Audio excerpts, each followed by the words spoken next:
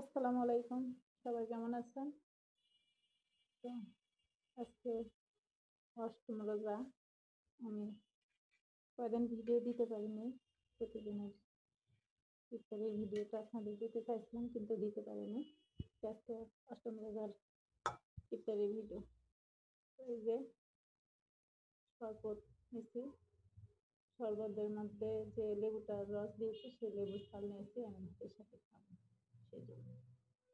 আর এই যে বউকে আলু বিরিয়ানি করেছিলাম গতকাল, সেটা এখানে নিয়েছি।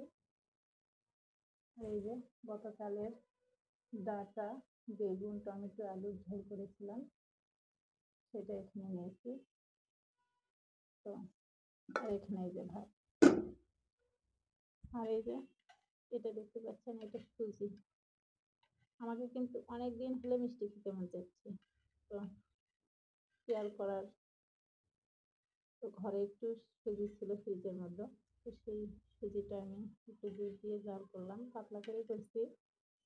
তো তারপর দেখা যাক ইনশাল্লাহ এটা আল্লাহ যদি খাওয়াই খাবো। তো আপনারা হয়তো বলবেন সিমাই নিয়ে আসা নেই। হ্যাঁ, সিমাই নিয়ে আসা আছে একটুখানি।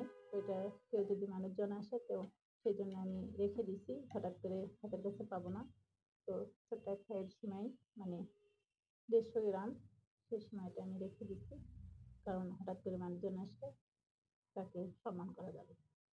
তো এই হচ্ছে আজকে আমার অষ্টম দিনের ইফতারির। আর এই যে দুইটা ভর্তা দেখতে পাচ্ছেন, এটা কিন্তু মাছ ভর্তা, শুধু শুধু মাছ ভর্তা। আর এটা দেখতে পাচ্ছেন, এটা কিন্তু বাদাম আর মাছ ভর্তা। এই দুইটা ভর্তা করেছি। তো মাছ ভর্তা কার কার পছন্দ অবশ্যই কমেন্ট করে জানাবেন। আমার কিন্তু দারুণ পছন্দ হয় মাছ ভর্তা।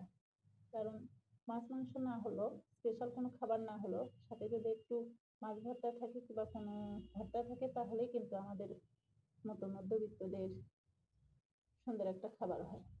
তো আমি আজকে মাছ একটু অন্যরকম করে ভর্তা করছি। বাদাম দিছি, বাদামটা ভেজে নিয়ে কাঁচা পেঁয়াজ রসুন দিয়ে, কাঁচা সরিষার তেল দিয়ে আমি ভর্তা করছি। তো এটা সে ভর্তা, আর এটা শুধু শুধু মাছ ভর্তা।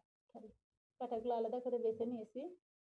তো আপনারা এই মাছগুলো, মানে যে মাছটা ভর্তা করেন সেই মাছটা যদি সিদ্ধ করে একটু হলুদ দিয়ে সিদ্ধ করে কাঁটা বেছে ফেলে দিয়ে পাটায় কাঁচা পেঁয়াজ রসুন খাঁটি সরিষার দিয়ে তেল দিয়ে একটু বাদাম ভেজে নিয়ে ভর্তা করে দেখবেন, খুব মজা হয়। খেয়ে একবার আমাকে বলবেন কেমন হয়েছে। তো খুব মজার একটা ভর্তা। তো আজকে আমার ইফতারিটা কেমন হয়েছে অবশ্যই কমেন্ট করে আপনারা জানাবেন। তো আজকে এই পর্যন্তই আমার ভিডিওটি। সবাই ভালো থাকবেন। আল্লাহ হাফিজ।